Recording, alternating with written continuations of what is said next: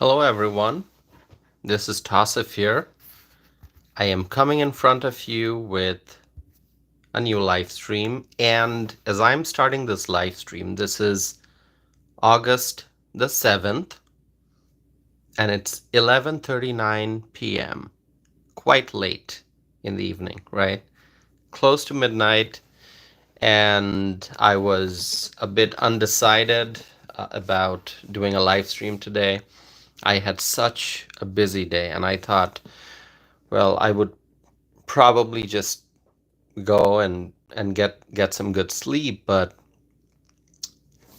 there were so many thoughts going through my mind, um, because a lot is happening in the United States and around the world, and I was thinking about a lot of different things, and I said to myself, no, I'm actually gonna do a live stream. I don't know how long this is going to be, but I did get some green tea, and I'm probably going to be up for a while.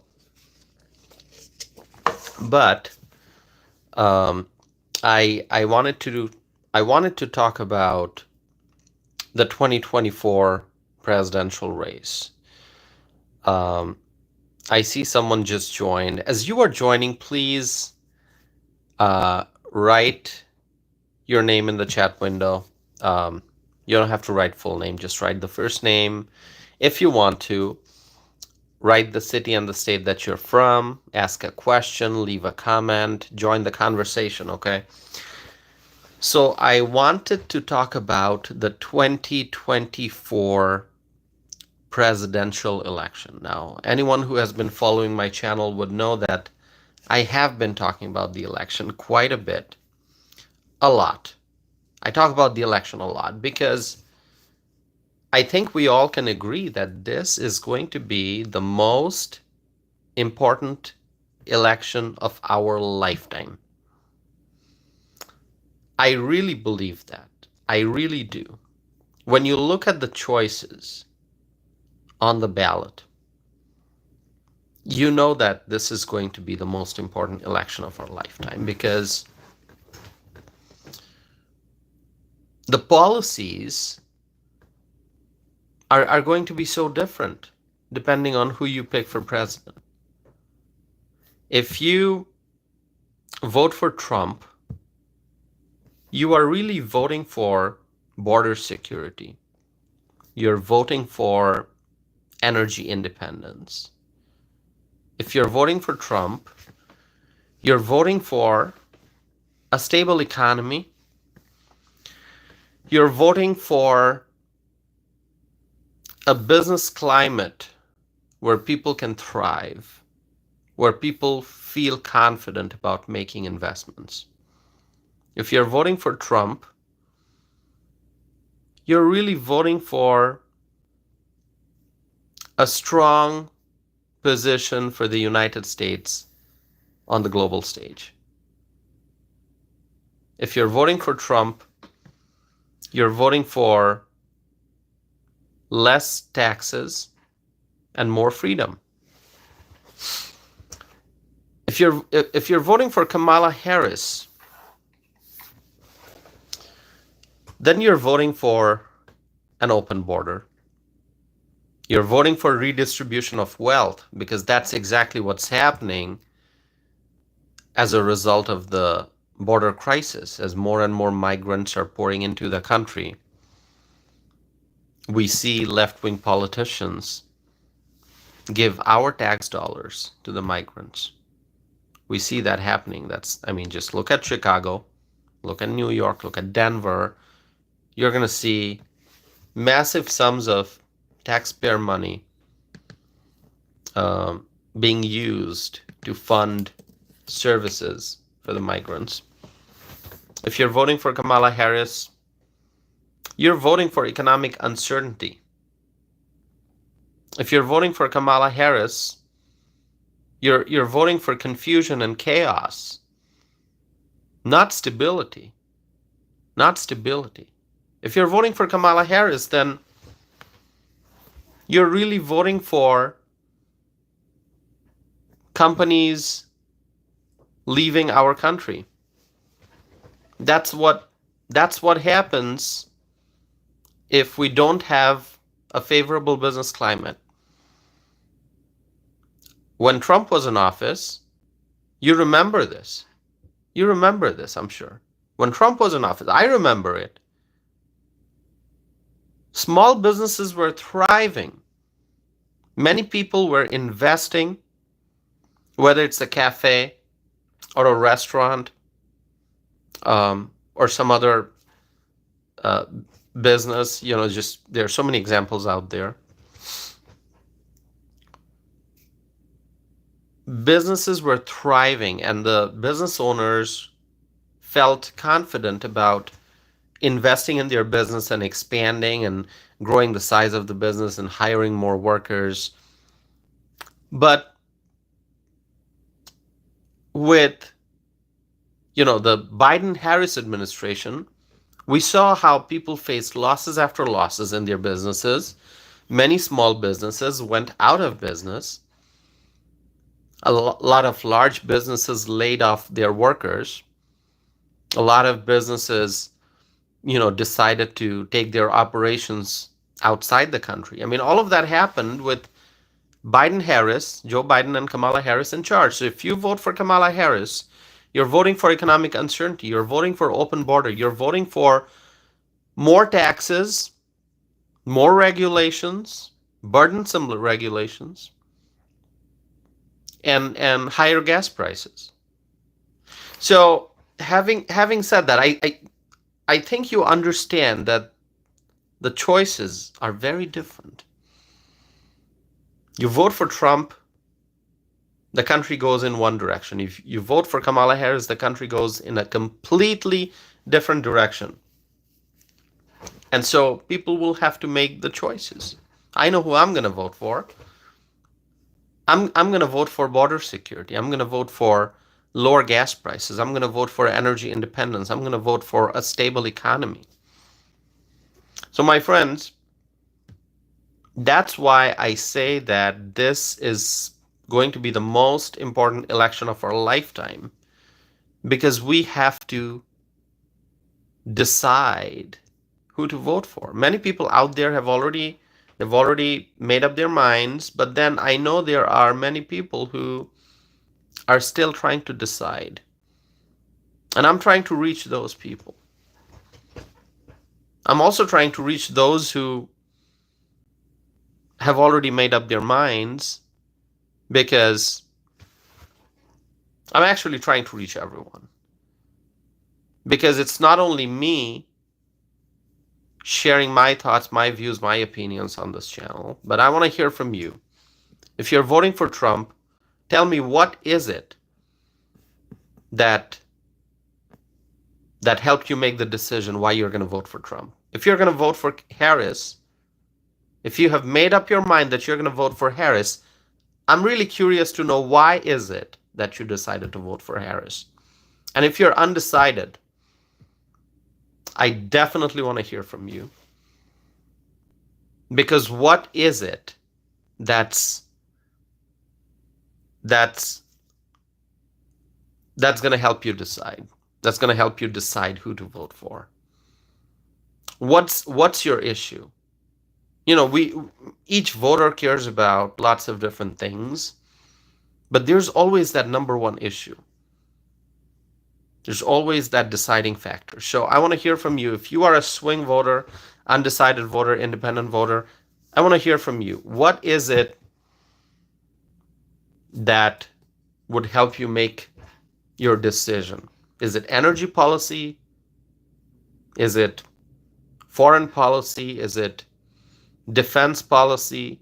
Is it border policy, homeland security? What is it? Homeland security, economy,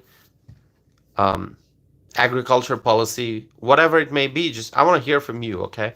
Now, today's live stream, this is about, now I've talked about Trump versus Kamala,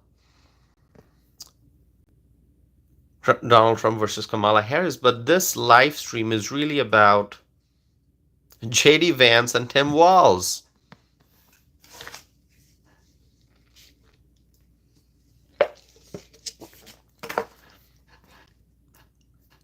presidential candidate, um, Mary writes, I'm cooking mashed potatoes. Mary, welcome to my channel.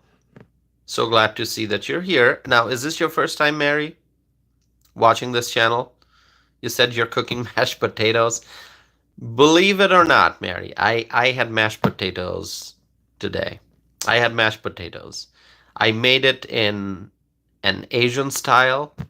So I added onions, thinly sliced onions, chopped also, but not really like small chopped, and green chili chopped, like small, finely chopped green chili, and some mustard oil. So I took mashed potato, some red onions chopped, green chili chopped, and some mustard oil, and you just mix it. It's really good. That's Asian style.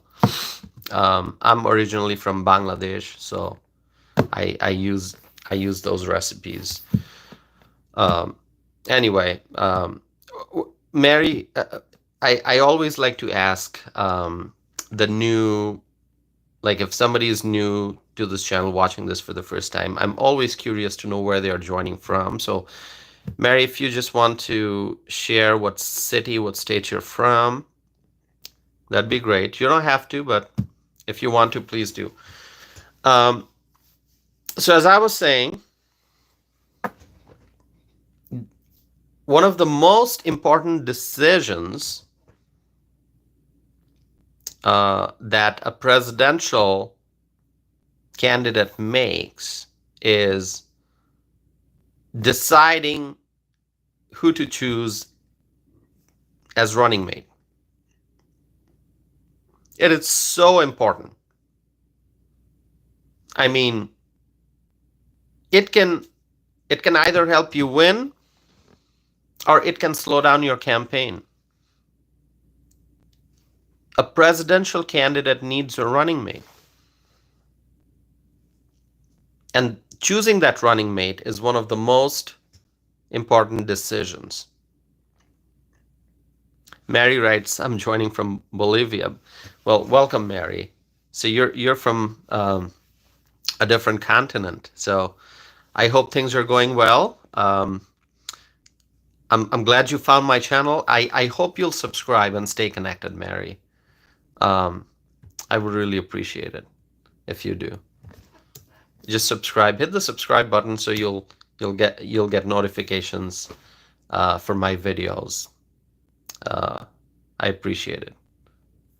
And if you want to share your mashed potato recipe, you can do that. Just let me know what things you add to your mashed potatoes, okay? All right. So Trump chose J.D. Vance, and Kamala Harris chose Tim Walz. Interesting stuff. Earlier today, this is still August 7th, Wednesday. Earlier today, J.D. Vance was in Eau Claire, Wisconsin. Kamala Harris was in Eau Claire, Wisconsin. Tim Walz was in Eau Claire, Wisconsin. They were all in Eau Claire, Wisconsin. They were in Wisconsin. In northwest Wisconsin today, which is pretty interesting. Now that tells you how important Wisconsin is. The presidential candidates, the vice presidential candidates, they're going to be spending a lot of time in Wisconsin. And Wisconsin is where I live. This is my state.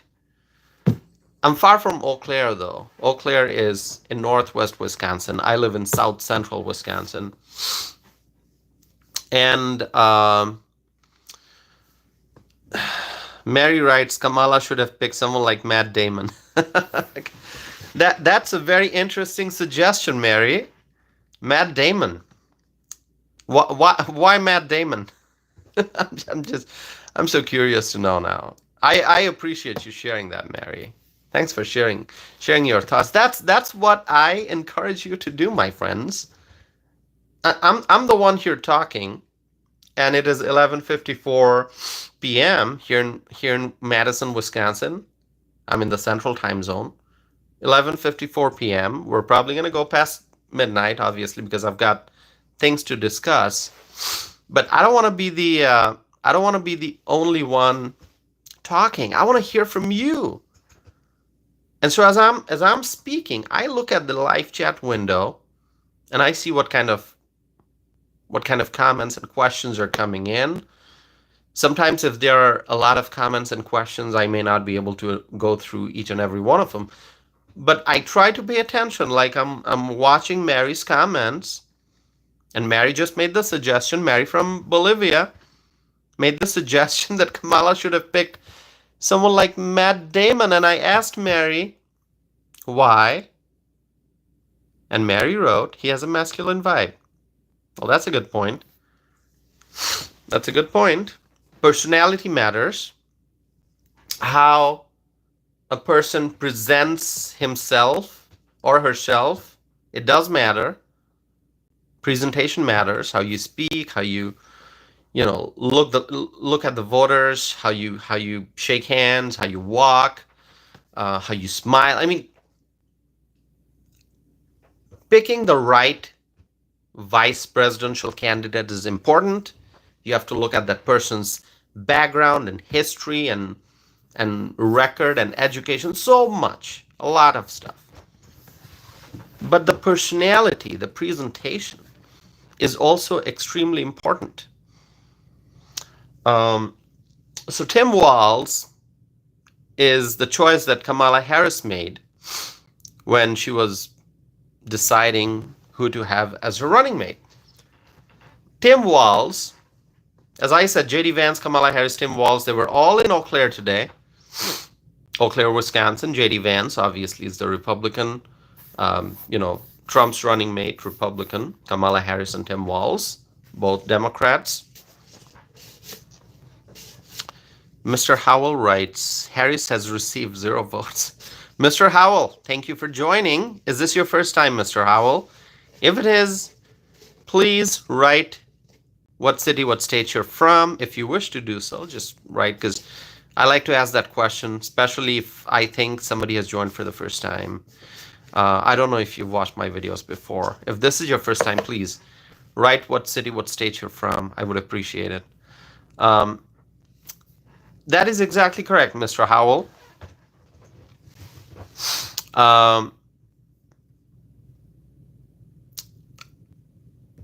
So Mr. Howell wrote, Harris has received 0 votes.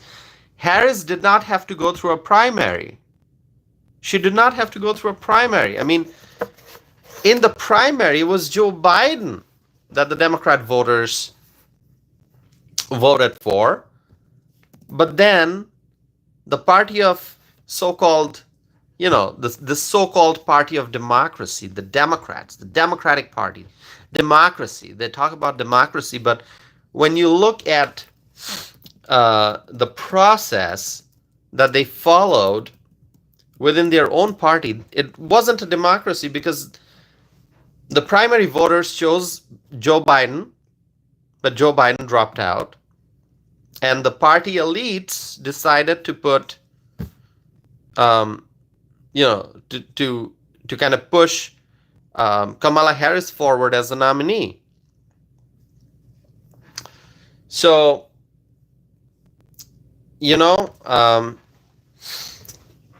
it's like on the Republican side, the voters got to make their voices heard.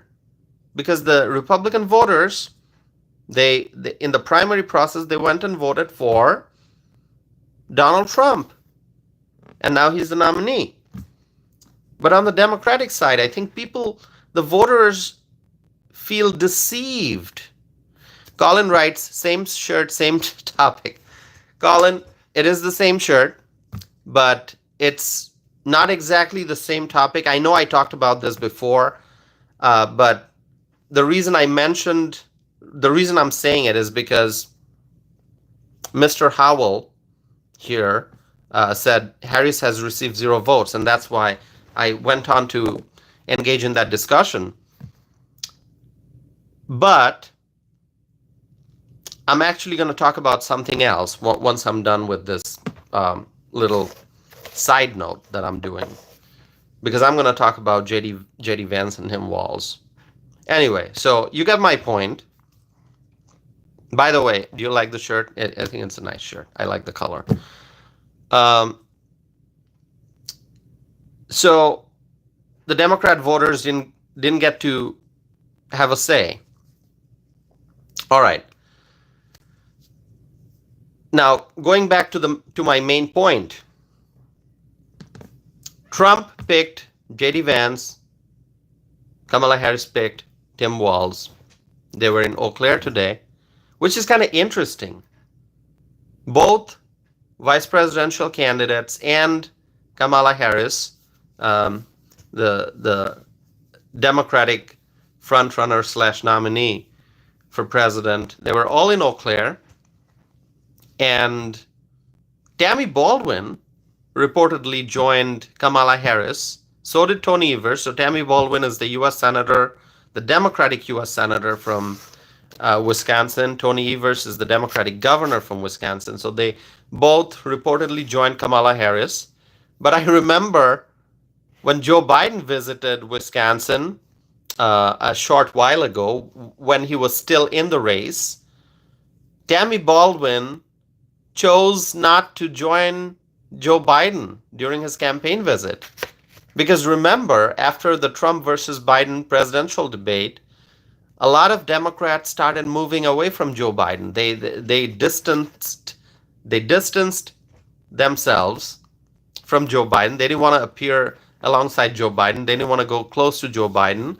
They walked away from Joe Biden. A lot of Democrats said, hey, Joe Biden, you got to go, drop out, don't run, allow someone else to run. So how you remember how the Democrats were walking away.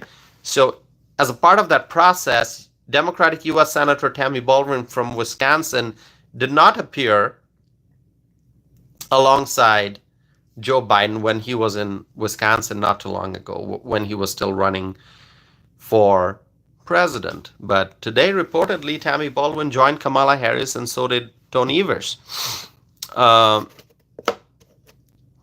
So Vance versus Walz. Let's talk about that. Let's talk about that. Vance versus Walz. Very, very different candidates.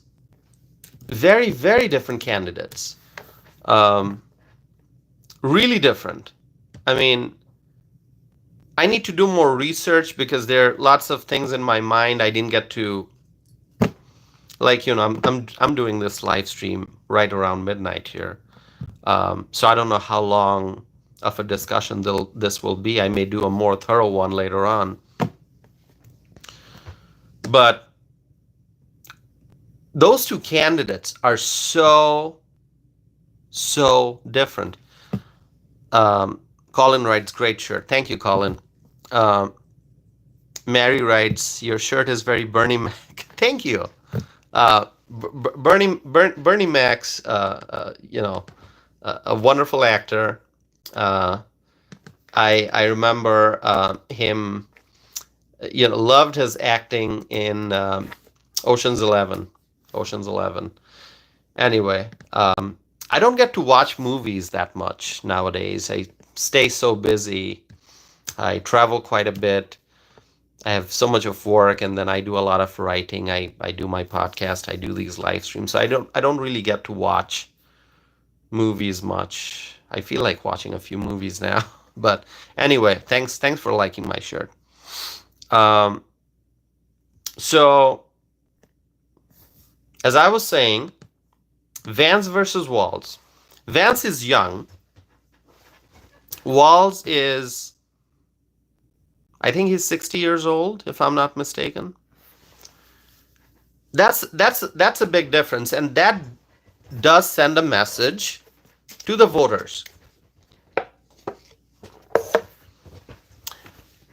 I think that it is important for people in politics to realize that it's time for the younger generation. I mean, that's how the world moves forward. We've got the seniors, the experts, people who have been in politics for a long time. They've got the wisdom, and they have a lot of experience. But at some point, it's important to have the younger people involved. And so my biggest takeaway when I this was my initial reaction when I heard that Trump picked JD Vance for vice president. My initial reaction was, that's a millennial. That's a millennial in a presidential ticket as the running mate. I mean, that's amazing. Now, I did a lot of discussion about, Tim Scott being a potential running mate, um, and Glenn Youngkin and Doug Burgum and Nikki Haley, Marco Rubio, Ron DeSantis. Honestly, if you ask me, I really wasn't thinking that Trump would pick JD Vance. I knew that JD Vance's name was being discussed. I mentioned his name in my, I think during a live stream or a podcast episode, maybe more than one live stream or podcast episode. But I knew his name was there on the list. Byron Donalds, talked about Byron Donalds too. But I really didn't guess that it would be JD Vance who Trump's gonna end up selecting.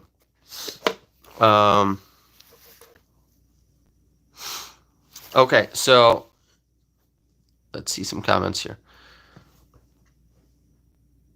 But when Trump picked JD Vance, my reaction was, and I actually wrote a letter to the editor, which was published in New York Post. Okay, so if you go to a search engine and you type my name and type New York Post JD Vance, you're probably going to find that article.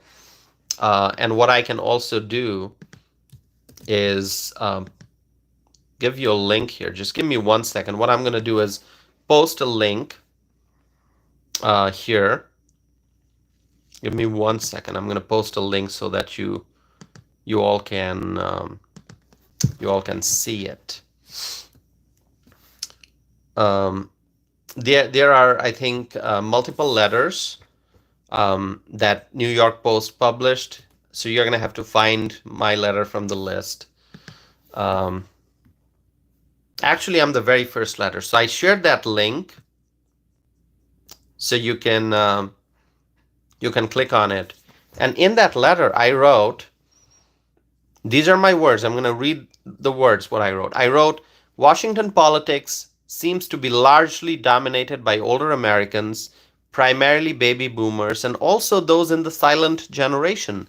That must change, and young leaders must ascend to various positions of power. And I wrote that Trump, by picking Vance for vice president, has shown that he understands the importance of bright minds and fresh ideas. So that's really, that sums up my thoughts in a nutshell, okay? Trump is sending a message that it's time for the younger generation. Kamala Harris is sending a message that she's going to, partner with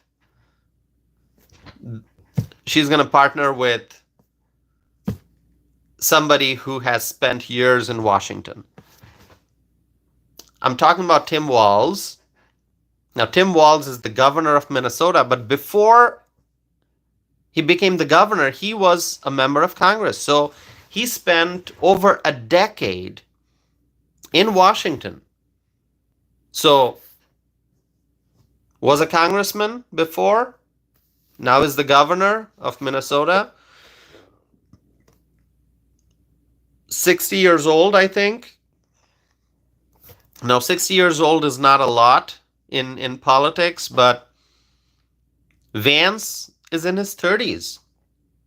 And so that's the important thing. That's the takeaway, that you've got one presidential ticket that has a millennial,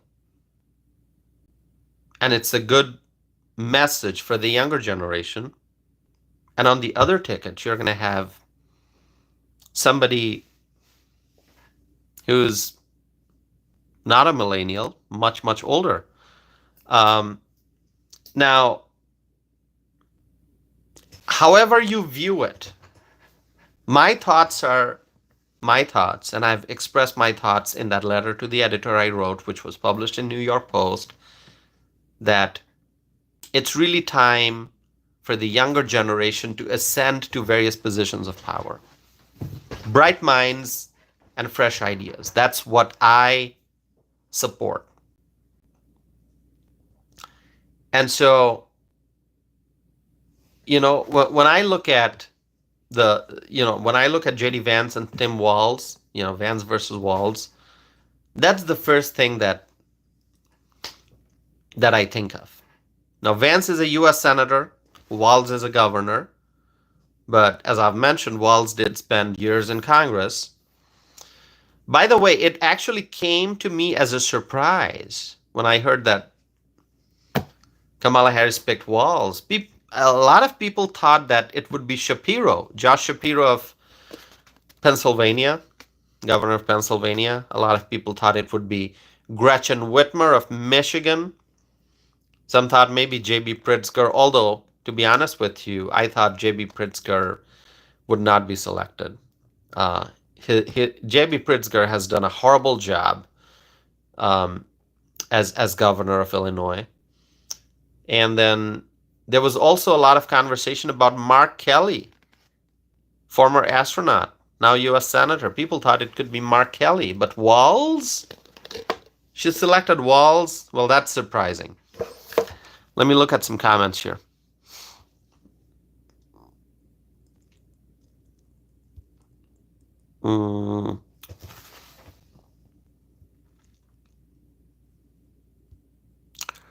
So Mr. Howell mentioned Ramaswamy. Yeah, Ramaswamy is also pretty young. Mary says young people bring drama. So, I think, I focus on the bright minds and fresh ideas.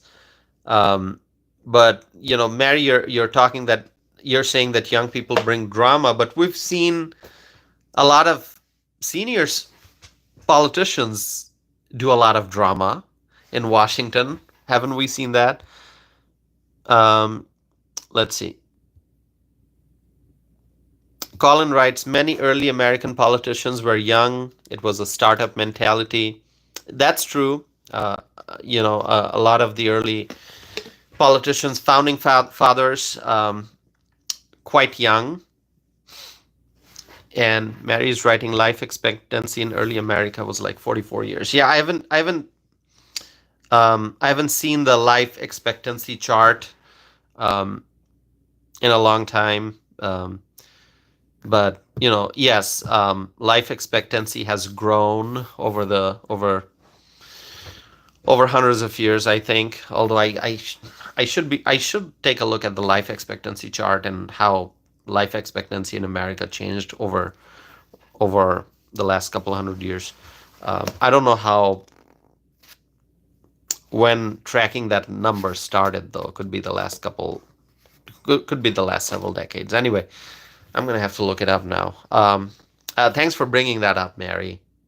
Thanks for mentioning life expectancy. I'm gonna have to look up that data now to see how life expectancy changed over the years in America. Mary writes, Mitch McConnell 2020. I don't think Mitch McConnell is going to be running in 2028. He is stepping away from his role as the leader, as the Republican leader in the Senate. You probably know that. So He's probably not going to be running in 2028. He's also quite senior, but I understand, Mary. You must be joking when you say that. Mr. Howell writes, I was hoping for Marco Rubio as VP pick. He's young. Marco Rubio is a very nice guy. I think I have not met him. I have not seen him in person, but I know he would be pretty good. I think. But he has also been in Washington for a long time, so um, maybe Trump was looking for somebody who hasn't been in Washington for a long time. And although J.D. Vance is a U.S. senator, but he's a fairly new U.S. senator. And Mr. Howell writes, I subscribe. Thank you, Mr. Howell. Appreciate it. Colin writes, yeah, Colin, your comment. Yeah, Trump. I think Trump is focusing on the younger generation, the younger demographic, um, and it's important. It's important because this election, this November, there will be a lot of first-time voters, a lot of people who did not vote um,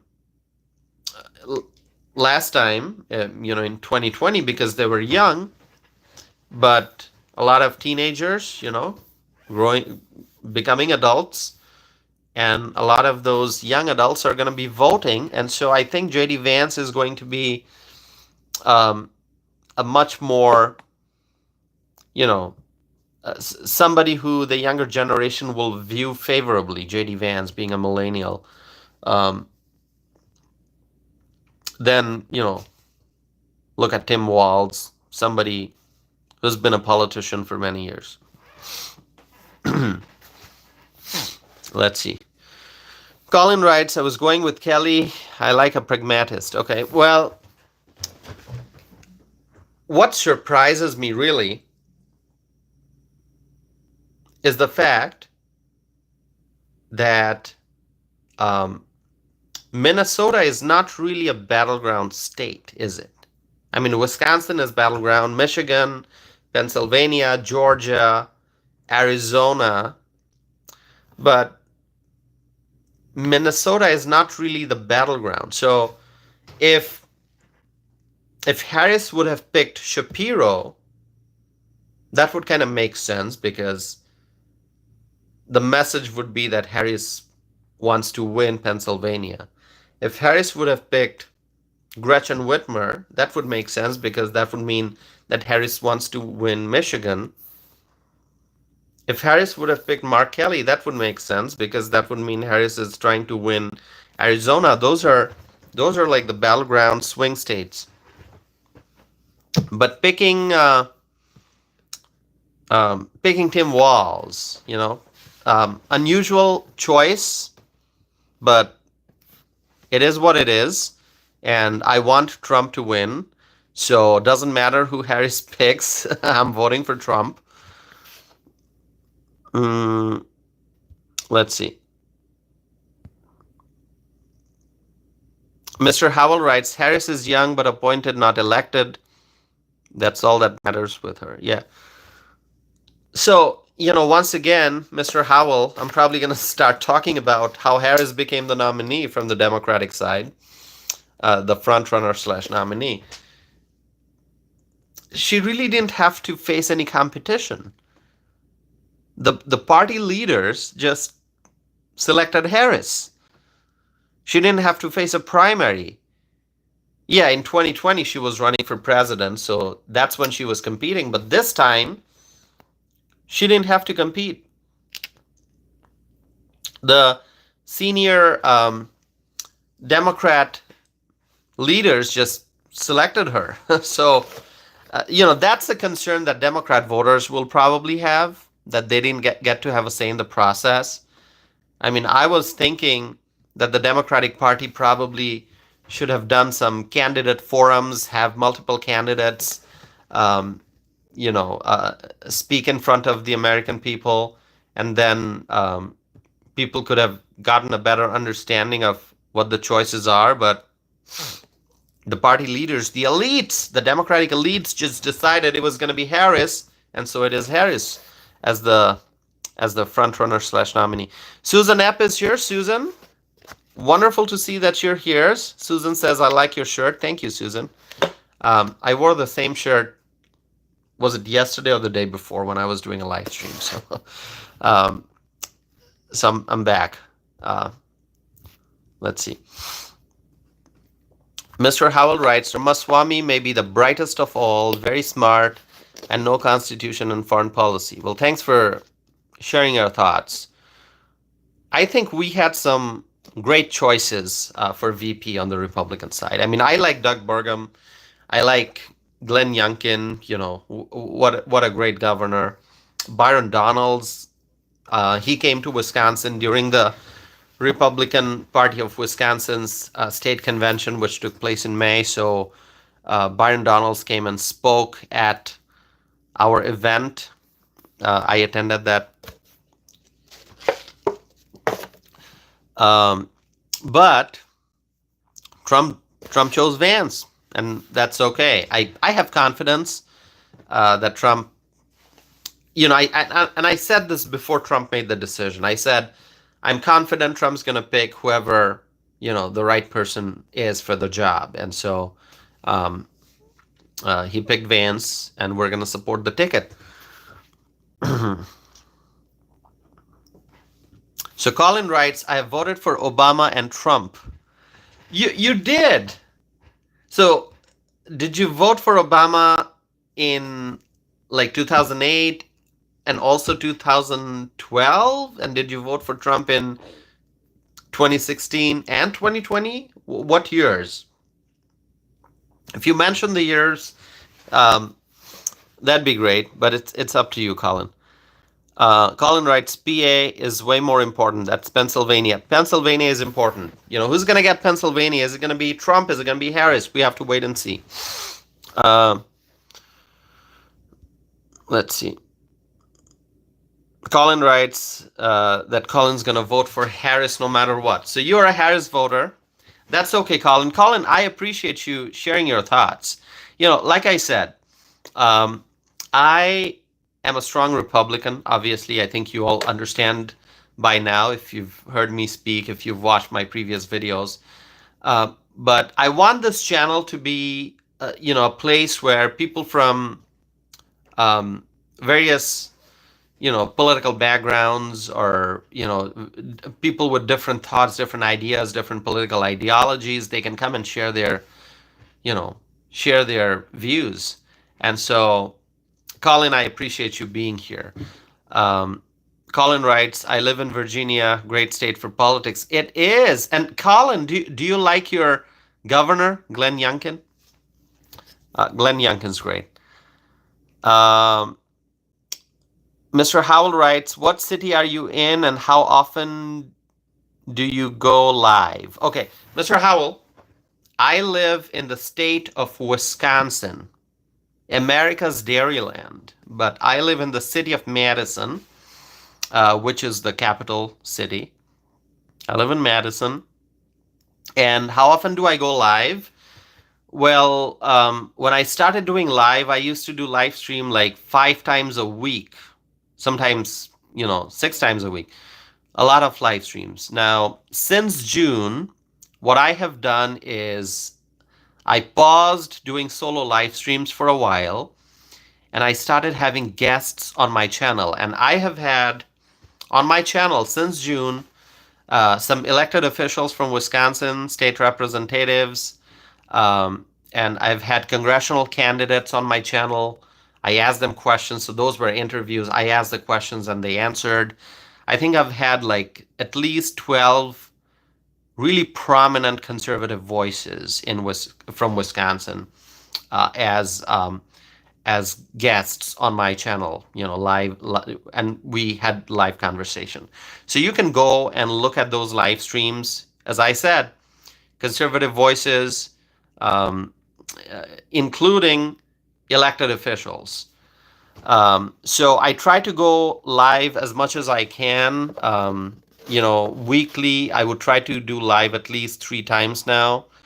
I used to do live stream at around 9 p.m. Central Time, and that's still the time I'm trying to maintain for my live streams, including guests. But my solo live streams, for the last couple live streams, I've been starting really late because life's been so busy, so it's usually after 10 or sometimes after 11 that I start the live streams. So Colin writes Obama in 2008 and 2012. So you voted for Obama both times, and Colin writes Trump in 2016. So you went from voting for Obama to voting for Trump. That's very interesting, Colin. Colin writes, I appreciate all Americans, no matter. Yes, we must be united. Regardless of our political beliefs, we are all Americans and we have to be united. Mr. Howell writes, strong Republican. Thumbs up, toss it. Thank you, Mr. Howell. Mr. Howell writes, Mr. Howell, I don't know who you're referring to. If you write the full name, I may be able to give you a better answer, but I'm not sure of that last name. I meet so many people, Mr. Howell, a lot of people. I meet a lot of people really every day. So can't think of that last name right now. Doesn't ring a bell. So going back to the discussion of Vance versus Walz, at this point, I'm really waiting to see a Vance versus Walz debate. And if you are also waiting to see a debate, let me know. I would love to see a vice presidential debate. The sooner, the better. Are they going to do a debate? I don't know. I hope they do. As I said, I'd love to see a debate. I would love to see a Trump versus Harris debate. I don't know what's going on with the plans for a debate. Is that debate going to happen? I think I saw something in the news, but I have not been able to, I have to catch up with some of those updates. I would love to see a Trump versus Harris debate. I'd love to see a Vance versus Walz debate. And you know what? Wouldn't it be amazing if it was a joint debate? Wouldn't it be amazing if it was Trump and Vance on one side and Kamala Harris and Tim Walz on the other side? So instead of having a presidential debate and a separate vice presidential debate, why don't we have a presidential ticket debate? You've got the Democratic presidential, vice presidential candidate. You've got the Republican presidential, vice presidential candidate, like a tag team, like a tag team. Let's have a combined debate. Maybe Trump answers one question and Vance answers the next one, and then Harris answers one and Walz answers the next one, and maybe we could have a segment where they all have open conversation, open discussion. That would be great. My friend Terry is here. Hi, Terry. Terry from South Dakota. Terry, what do you think of my timing? The fact that I started this live stream after 11 p.m. Central Time, and now we're approaching 12:30 a.m. This is August 8th already. I started this live stream on August 7th, and now it's August 8th. And I'm still up, and I'm doing the live stream. I love it. Terry writes, did you see Vance jump off his plane to walk over to Harris' plane to ask her why she doesn't want to talk to the press? I have not been able to catch up with all the details. I did see that video clip of Vance talking to the reporters, and he said something like, I think he said he was checking out his future plane or something like that. Meaning Vance was expressing that he's going to be the next vice president. So the plane that Kamala Harris is now using, that's going to be JD Vance is playing if he wins the election, right? So just very interesting. It's so much fun to see all these updates. But anyway, Terry, I have to catch up on all the details. All right. Uh, uh, Blue Flow. Is it pronounced Blue Flow? I think Blue Flow, right? Blue Flow said, I liked when they made Trump and Hillary compliment each other. I remember that. That was fun. Um, Terry writes, LOL, I just lay down to sleep. Yeah, I am a little sleepy too, although I would say that my tea had some contributions in keeping me awake. But I'm a little sleepy now. But I'm enjoying this conversation. Um, so yeah, Blue Flow says he was checking out his new plane. Yeah, that was so funny. That was really funny. It was wonderful. Um, what exactly happened? I gotta catch up on all the details. I had such a busy day, my friends. Well, we're already in the next day, but I had a busy August 7th, and so I have to catch up on all the latest updates. But it was just interesting. Look at the bigger picture. It was interesting that JD Vance, Kamala Harris, Tim Walz, they were all in Eau Claire, Wisconsin on the same day. Same city, same state. It tells you how important Wisconsin's going to be. Blue Flow is asking, what time is it for you? This is 12:31 a.m. I am in Madison, Wisconsin, which is Central Time, Central Daylight. So 12:31 a.m. Mr. Howell writes 1:30 a.m. here in Delaware. Yeah, you're in the Eastern time zone. I'm in the Central time zone. And Blue Flow, where are you from, Blue Flow? If you just want to write maybe your city and state, that'd be great. Blue Flow writes, I'm down south in Florida. It's 1:30 a.m. here as well. You are in Florida. We love Florida, Blue Flow. Although I must admit, I have never been to Florida, but you've got a great governor, Ron DeSantis. I love Texas too. And I also love South Dakota. Now, I have not been to South Dakota. I have not been to Florida on my list, but I've been to Texas. But I love all those three states. All right. Mr. Howell writes, I hear your Madison accent. Mr. Howell, it's interesting that you say that. So a little bit about my background. I actually grew up in Bangladesh. I came to the United States when I think I was 19 years old or so. Yeah, I think I was 19. Yeah, 19 years old. I was 19 years old when I came to the United States for the first time. And so, whatever accent I have is probably just a mixture of growing up in Bangladesh and coming to the U.S. Terry writes, LOL, no Madison accent. Terry, do I have a Madison accent or do I have like a Dane County accent? Dane County. I might have a Dane County accent by now, right? I've lived in Dane County for so many years, right? Okay, what I'm also going to do, just because I see a lot of new viewers on my channel, people who are watching my video probably for the first time, what I'm going to do is I'm going to post a link to my website. So you can click on it, and on my website, you can go and learn more about me. You can find more about my background, the things that I do.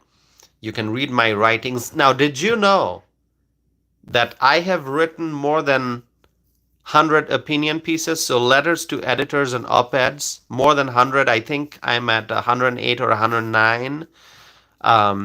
And my writings have been published in newspapers across the country, here in Wisconsin, let's say, here in Wisconsin, the Capital Times, Milwaukee Journal Sentinel, I think also La Crosse Tribune published one of my writings. And then USA Today, Boston Globe, the Western Journal, and Chicago Tribune, and the Washington Times, the Washington Examiner. So my writings and more. So my writings have been published pretty widely. And in fact, Mike Huckabee shared two of my writings. So what happened? So I've written a few op-eds that were published in the Western Journal, and on two different occasions, Mike Huckabee posted a link to my writing on his Facebook page to share my writing with his followers. So Mike Huckabee did that twice. I think one was a writing on immigration, and I think the other one was about vaccine mandate, if I remember correctly. So that's an important highlight from my uh, you know uh, quite an important highlight from my history of writing. So yeah, it was just so wonderful to see Mike Huckabee sharing my writing. So he read it, he shared it twice on two different occasions. And so please check out my website. Blue Flow writes, done some good things I see too. So are you checking out my website now, Blue Flow? I have had this website for years. I try to update it. I try to maintain it. So you can check out my blog. So these are writings that I directly post on my website. And if you click on published opinions, you're going to see a long list with, the title, the publication name, the date, and obviously the link. So you can click on the link and you can go and read, go to the website for whatever the newspaper is that published it, and you can read it there. So I write a lot. I've written a lot. Mr. Howell writes, Mike Huckabee is very nice. He is very nice. He is nice. His daughter is also very nice, Sarah Huckabee Sanders. I really like them both. I have not met either of them. I would love to. I'd love to meet Mike Huckabee. I think he's great. And, one thing I'm going to share with you, as I said, I came to the United States when I was 19 years old. And so I came as a legal immigrant, and I became a United States citizen in 2014. What I'm going to do here is share with you all a link to a video on YouTube. I've got the video on my channel, but I'm going to share the link so it's easier so you don't have to go looking for it. You can just click on it and see that video. It's a video from the day I became a citizen. So it's a video of my naturalization ceremony. A wonderful colleague of mine captured my naturalization ceremony on video. So, for which I'm always going to be grateful. So I just posted that link, and you can click on it and you can see, the things I said on the day I became a U.S. citizen, and, me taking the oath of allegiance to become a U.S. citizen. You can check out that video, and feel free to share it. Help me spread my word. Help me reach a bigger audience. Mr. Howell writes, Tosif, we love legal immigrants. I do too. I'm a legal immigrant. And immigration is one of the most widely discussed topic on my channel. I say widely discussed because I'm not the only one who talks about it. Viewers who are watching my videos and my live streams, they leave comments and we discuss immigration. And it's something that, one of the top topics on my channel, immigration, because I support border security. I support securing the border, but I also support legal immigration. So I want people to be able to come into the U.S. legally, to come here and work hard and build a better life for themselves and to contribute to the growth and success of our country. But I don't want people coming in illegally. I don't want people crossing the border and getting all kinds of free stuff, taxpayer funded stuff, benefits. So I support legal immigration. I oppose illegal immigration. And, I hope that Trump becomes president again and really addresses this border crisis that we have going on. So we're past 1 hour, the 1 hour time mark. It is so amazing. So my friends, I'm gonna wrap up this live stream because I think I'm gonna go sleep because I have work to do in the morning. It's gonna be busy. So thank you all.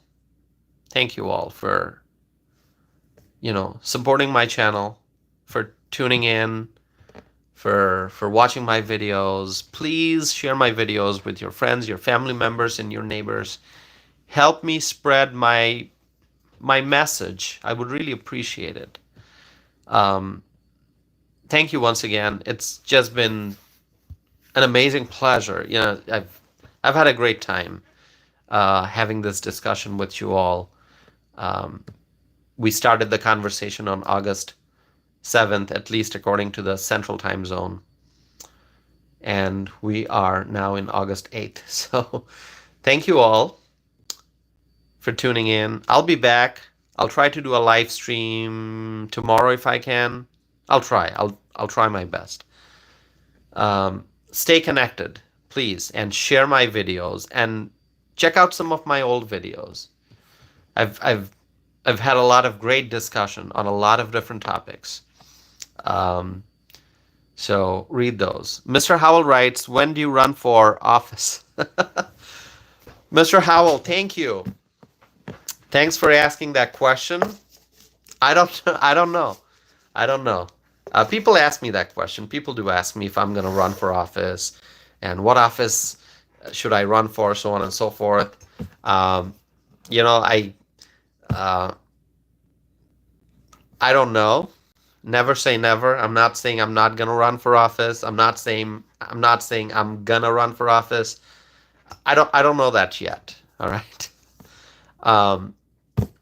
But yeah, no, it gives me a lot of joy to see people asking me that question if I should run for office, and your vote of confidence really encourages me. It gives me a lot of encouragement and enthusiasm.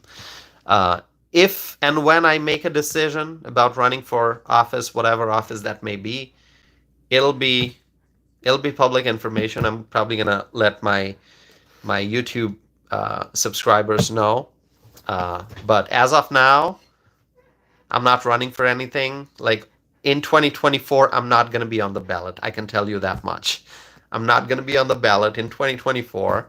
I don't know about the future. Future's undecided. Peterson is here. Peterson Joshua. Peterson writes, why do you want power? I'm not sure about that question, Peterson. I have not said anything about power. If you're referring to the question about running for office is not about power. It's about serving the people. It's about public service. It's about public service.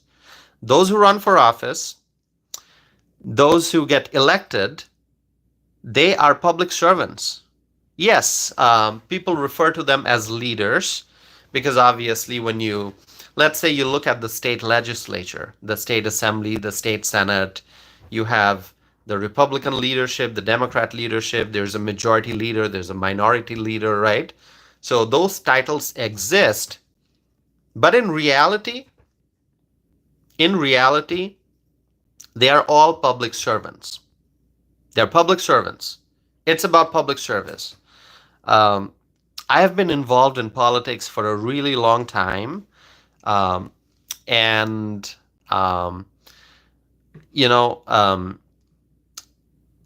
I understand very well that I'm not an elected official, but I understand that being in elected office is being a public servant. Um, Peterson writes, if you are in office, you become a lawmaker.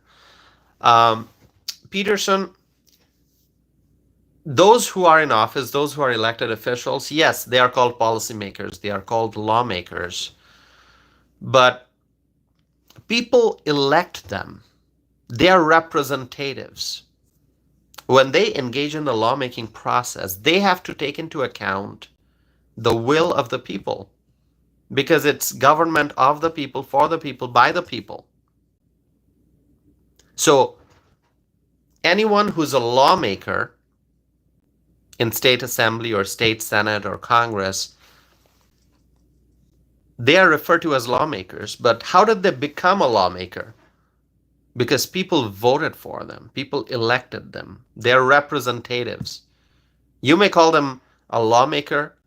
I would also say they are representatives. They are representing the will of the people. Now, some elected officials do a great job and some don't. And that's why we have these conversations. That's why we praise elected officials and we criticize them. That's why we make our voices heard. That's why we exercise our First Amendment right and we share our views, our thoughts about the performance of different elected officials. And so, if somebody is in office, is that person a lawmaker? Yeah, in the legislature, yeah, you would probably call them a lawmaker, but they're also representatives. They have to represent the will of the people. We have balance of power. Look at federal government. We have co-equal branches of government. We've got the presidency, the executive branch, the legislative branch, and the judiciary.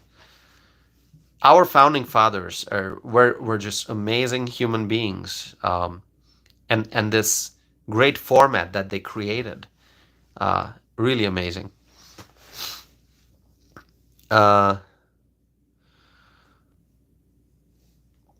So Peterson writes, does that not give you a certain amount of power?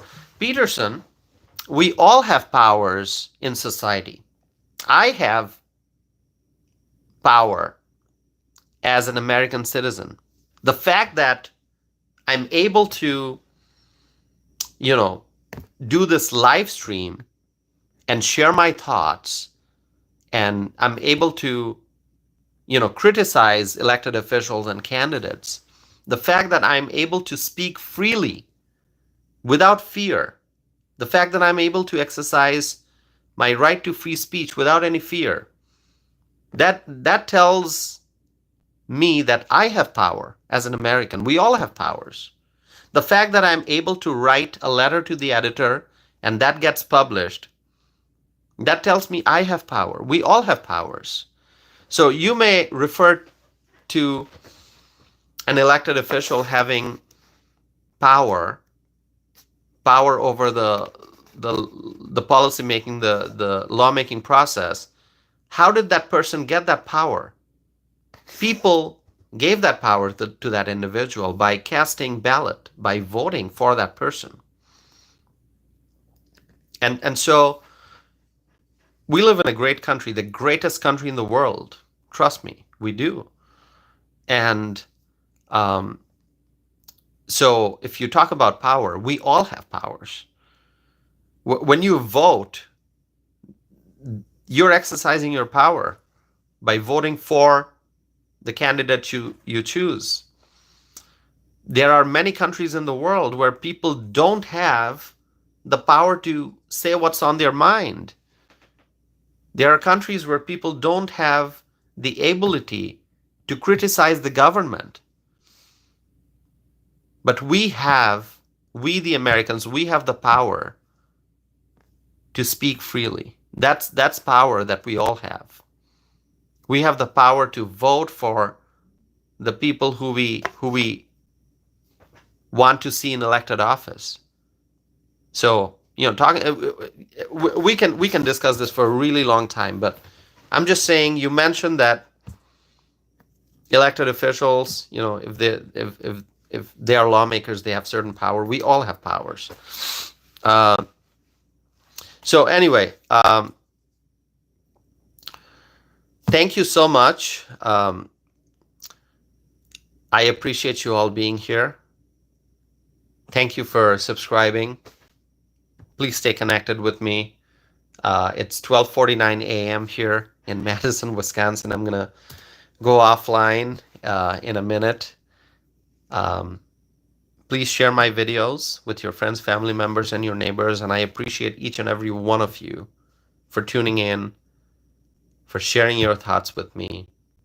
And as I always say, feel free to agree with me, feel free to disagree with me, feel free to ask me questions. I'll do the best to answer. Peterson, I see you have more questions for me. Peterson says, would you fund your own campaign?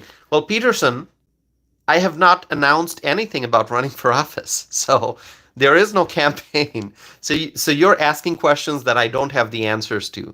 I'm not dodging your questions. I don't dodge your questions. If I don't know the answer to something, I'll tell you that I don't know the answer to that. So, you asked the question, would you fund your own campaign?